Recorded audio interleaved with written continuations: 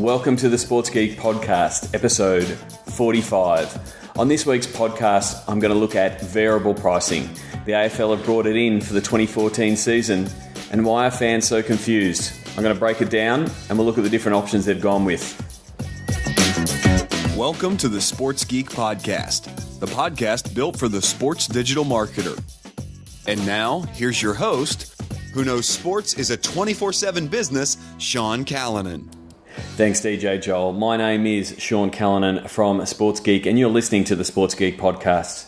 This is episode 45. If you haven't listened before, you can always check out previous episodes at sportsgeekhq.com/SGP, and you can link to either the episode guide and see the previous 44 episodes, and also check out the guests that we've had on the podcast.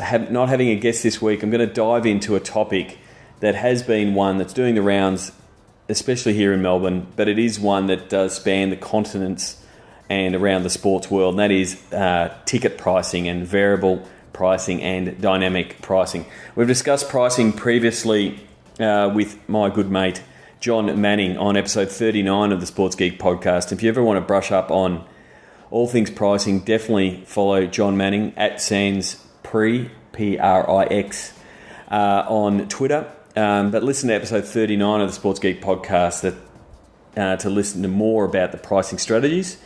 And also our episode 21 where we discussed how the LA Clippers explain variable and dynamic pricing.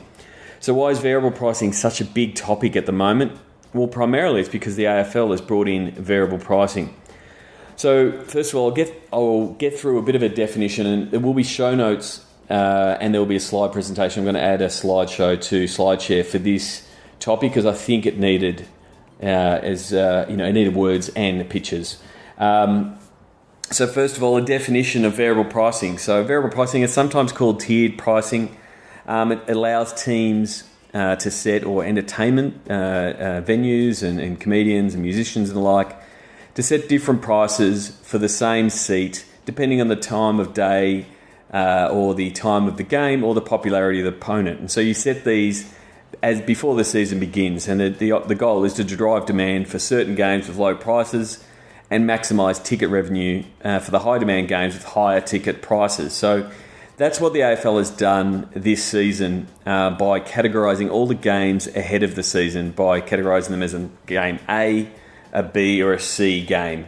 And if you look at the slides in the show notes, and that'll be at sportsgeekhq.com/45, this being episode 45, what I've done is I've broken down both the MCG and Etihad Stadium, both being the two stadiums here in Melbourne that support all the Melbourne teams.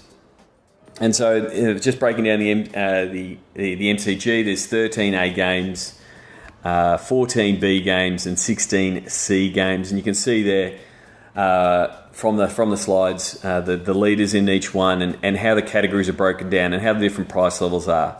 So the main difference is that they've created different categories, more categories in the A games. There's up to 7 categories. They've really broken down those upper decks to try to provide cheaper tickets. It's actually quite surprising with the MCG. The cheapest ticket for an adult is $25, and they don't actually have that $25 price point for the B and the C game. So just going through this, I thought that was a little bit strange. So the classifications are, A, B, and C: the high demand match, the medium demand match, and the C match. And so you can see from the slides which teams are getting the A games and the B games. And a quick look at the attendance so far, because what the reports have been, and the media has sort of jumped all over it, is that there has been a large discrepancy or a large drop in attendances. If we just look at some of the key games that have happened at the MCG so far this year, Carlton Richmond normally open the season to a big crowd, down 18,000. Collingwood Geelong only down 3,500. Essendon Carlton down 19,000. Richmond Collingwood down 19,000. So 19,000 people, and there's 3 games there that have lost almost 60,000 fans, is a big drop. Now, it could be blamed for the ticket prices and the fact that they've gone up. It could be blamed on confusion, and it could be blamed on the late scheduling and those kind of things. But it is something that the AFL will be looking at hard. And I think one of the things that I wanted to sort of point out, because I didn't want to just be this is a stupid thing and they shouldn't have variable pricing. John Manning, one of his key phrases and one of his key rules in pricing is that pricing is a process, not a project. So it will be something that the AFL will have to refine over time. But I think where the flaw potentially is the fact that variable pricing, and to a lesser extent dynamic pricing, and so dynamic pricing, if I give a quick definition of that, dynamic pricing is the pricing that you see for airline tickets, and the fact that ticket price goes up and down depending on the demand and how soon the flight takes off and those kind of things. So there is, if you get your ticket well in advance, you'll get a cheaper ticket. If you buy it at the last minute, you'll pay more. So that's dynamic pricing. But one of the key things that is required for variable pricing to work, and had a really good discussion with some friends on my Facebook feed about this from Australia, New Zealand, and the US, sort of talking about the idea of variable pricing. And variable pricing currently exists in the pro sports in the States, and now bring it into Australia. And if you look at do a Google search for variable pricing affecting attendance, you can see articles related to the AFL this season, and then if you look a couple of years back, there'll be MLB articles and NBA articles. So it's a constant, as John said, a constant process, not necessarily a project. But at the moment, my fear for the AFL is that there isn't the demand. We live in a city that has the MCG, one of the best stadiums for mine in the world, can seat nearly up to 100,000 people. So there's always capacity. There's always capacity for people to walk up on the night and buy a ticket. And now the AFL has spent the last 15 to 20 years moving everybody to becoming members, and that's how a lot of people have now trained their thinking. I'm a member of my team, Collingwood, and I have a reserve seat. All that thing, but there's no real requirement for fans to purchase a ticket, because they know with a stadium that seats 98,000 or thereabouts that there is availability for the ticket. So that's one of the things. Demand is a key thing. You must have that underlying level of demand so you can manipulate the price. And one of the things that John in our conversation was talking about, it's you can manipulate the price around the inventory that you've got, and it's a revenue optimization tool. And that's the thing. It's about maximising revenue for high demand games with the higher ticket prices. And so one of the things that I did find going through the numbers and going through the different price categories for the games at the MCG and Etihad was that the prices only varied from the lower tiers. There was no variance in the Category 1 tickets. The Category 1 tickets at the MCG are $60 for a reserve seat for an adult and $62 for a reserve seat at Etihad for the best seats in the house. Now, those tickets did not go up, whether it was a blockbuster game, Essendon Collingwood Anzac Day, same price as GWS and Richmond, which is a C category game. So that was a little bit strange. The other thing was a little bit strange was that the categories didn't quite match up from a price point of view. So for an A game for the MCG, they had 7 price points, trying to offer a variable price for all the different types of fans. And the lowest band, Category 7, you can get into the game for $25. But that $25 price point isn't available for B and C games. So I thought that was a little bit strange. One of the things that I did talk to with John about, and one of the key tenets he says with pricing rules is moving the price and the value up and down together. And I think that's where currently the AFL hasn't brought the value along with the price. So the price has gone up over the past couple of years, but the value has not lifted along with that price. Now, this isn't meant to be a stadium bashing podcast, but the things that need to lift, and there's been plenty inches of articles written. I saw Eddie Maguire write an editorial piece in the Herald Sun saying that the value and the entertainment value and the access for fans at the stadium and the whole fan experience has to lift if the AFL is going to lift those prices. So the thing is, variable pricing is not a new concept, as I said. It's used in pro sports over in the States. It causes just as much consternation and angst amongst the fans in what they're trying to do. But the thing is, it is a process overall that they have to keep looking at. So the main thing that I fear, and if you look at the slides in the way that the ground has been reconfigured for an A and a B game, I think this is really stark when they had an A game at Etihad Stadium this year, the Bulldogs Richmond, which was supposedly a high demand game, and I was watching the game on TV, and it looked like no one was there. And that's because via the TV you could only see level 1, and the level 1 was quite sparse. And there's a picture a friend of mine took from level 3. Level 3 is chock-a-block. And so what's happened is obviously fans wanting to go to the game didn't want to pay that extra price for that category 2 ticket. And the category 2 ticket is that first level, ground level ticket, and that was $52 for an adult, whereas sitting in the category 4 or category 5 in that top tier was only $36 or $25. So that's a big difference, especially if you're bringing, if there's 2 adults and those kinds of things. Yes, they have family tickets, but what seems to have happened, at least in this game, and this, small sample size and everything, fans have decided, well, that's what I can afford, I'm moving up. So it doesn't look great on TV with an empty lower stadium, but that is going to be something where the process needs to be worked on and seeing exactly what is right for fans. The other thing that is of concern, especially to me as a member, and the AFL has done a terrific job, and the clubs have done a terrific job in signing up fans as members. And this is one where I've spoken to my mum, who's a lifelong Richmond supporter. She's got a general admission ticket, and so that gets her into every Richmond home game.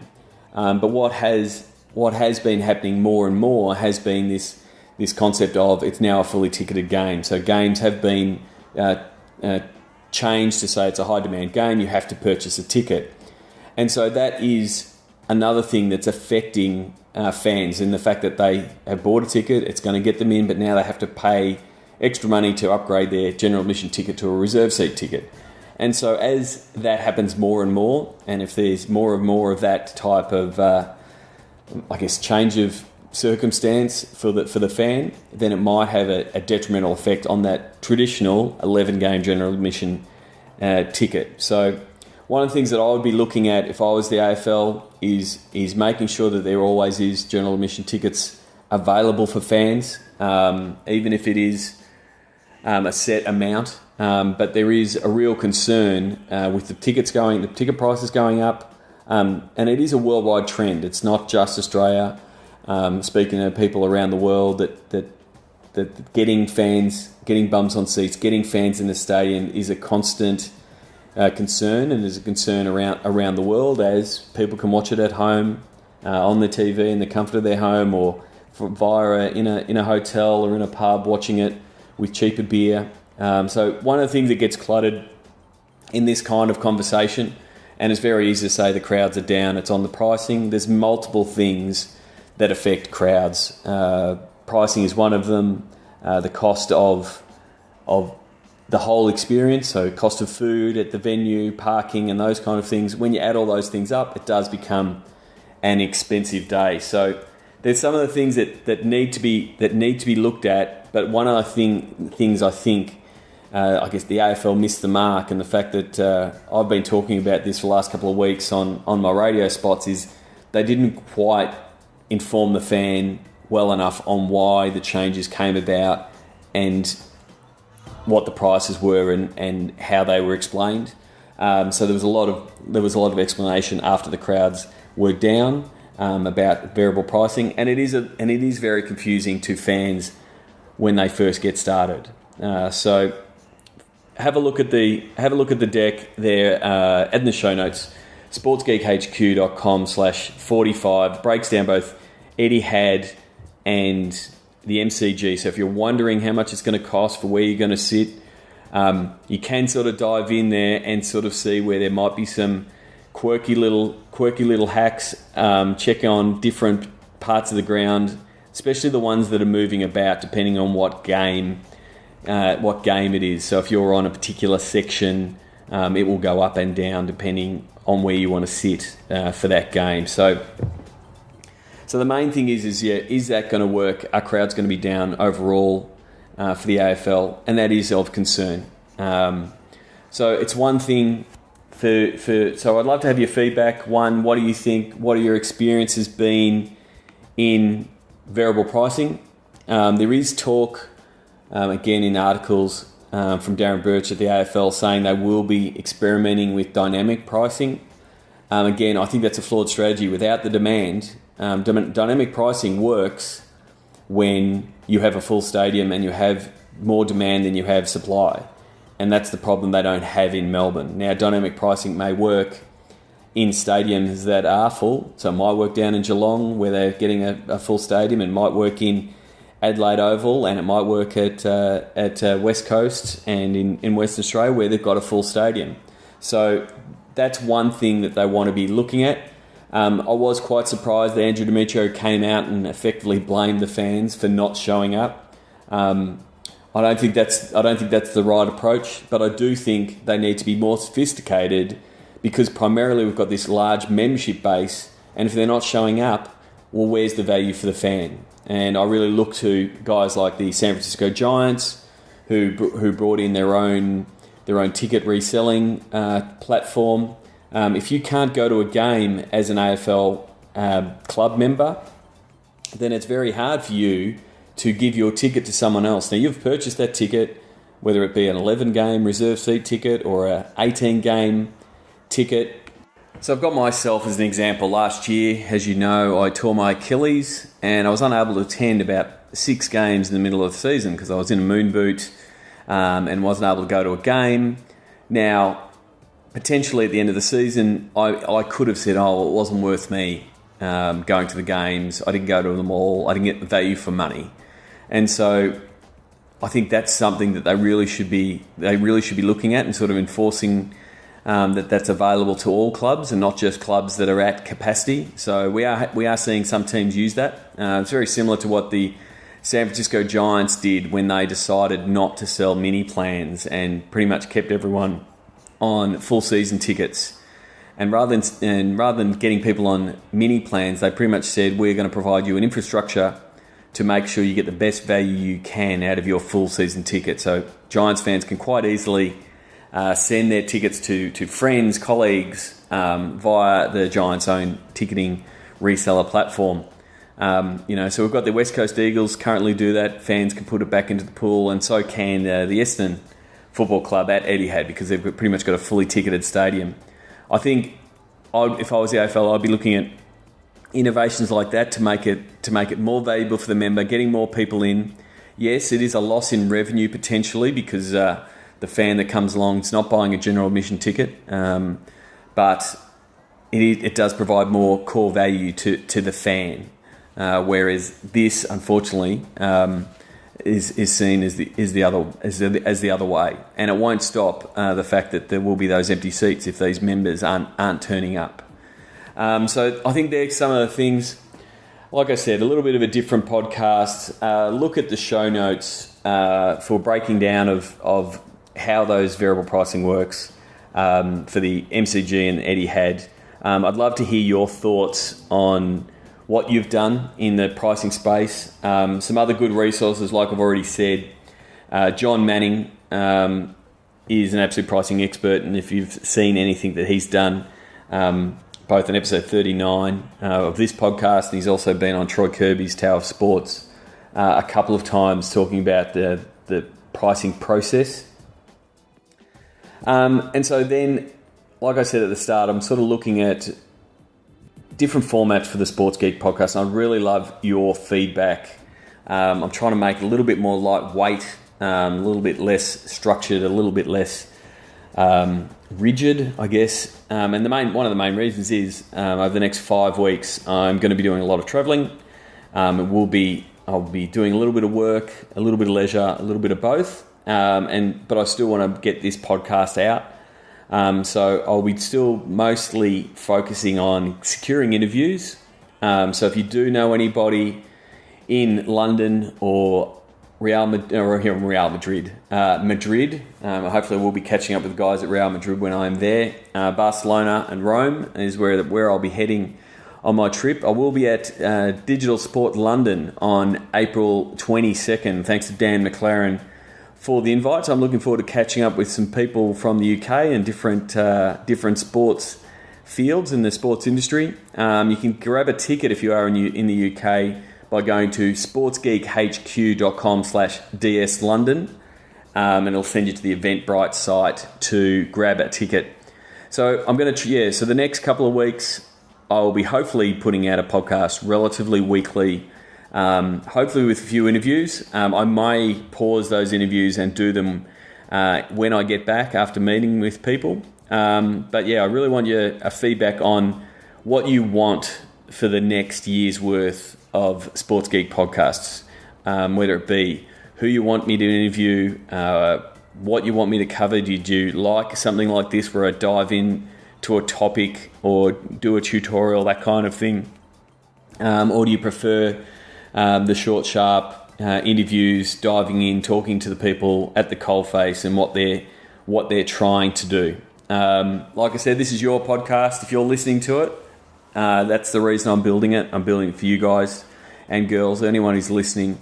I'd just really love to know more about what you're doing. If you go to one of the things that I am doing to sort of help that and getting some feedback is via a survey. If you go to sportsgeekhq.com / let me just check the URL is working, /survey. It's a Sports Geek podcast listener survey. I just want to know, one, what you've listened to, get an idea of what you do as a job function, and then what kind of segments are you looking for and how do you rate the current ones. So currently I've got interviews with sports executives, people in the sports IT industry and the sports technology industry, my opinion and news on the latest news and trends, the segments from a radio with Grandstand with Francis Leach and Daniel Harford, are they of use? Social media posts of the week, sounds of the game, closing 2 cents, those kind of things. I've got sort of freelancing for this episode, so I'd really appreciate your feedback. Give me an idea of where you work, and also what motivates you to listen to an episode. Is it a particular guest? Did you listen to the episode with Josh Tucker because you're a big Dodgers fan and you want to know what's happening with Major League? Or is it really a topic? And if it's a CRM topic, is that why you listen? Also, give me some feedback on the show notes themselves. Is it something you read? Do you go and check them and that's why you listen? I'd really like some feedback on that. And in the other part, I'm also putting it out there, if you want to appear on Sports Geek podcasts, I really want to talk to sports digital marketers, sports business executives that have got a story to tell, got a cool campaign, take us through a case study. If you don't want to nominate yourself, please nominate people that you want to hear from. So that's at sportsgeekhq.com /survey. So that clock ticking, I think I'm going to keep the clock ticking. I like the clock ticking. Tells me that it's time to dedicate this episode and get out of the podcast. This episode has been episode 45. So you can get the show notes at sportsgeekhq.com /45. I haven't done too much research for this. I've been exceptionally busy getting ready for my European holiday.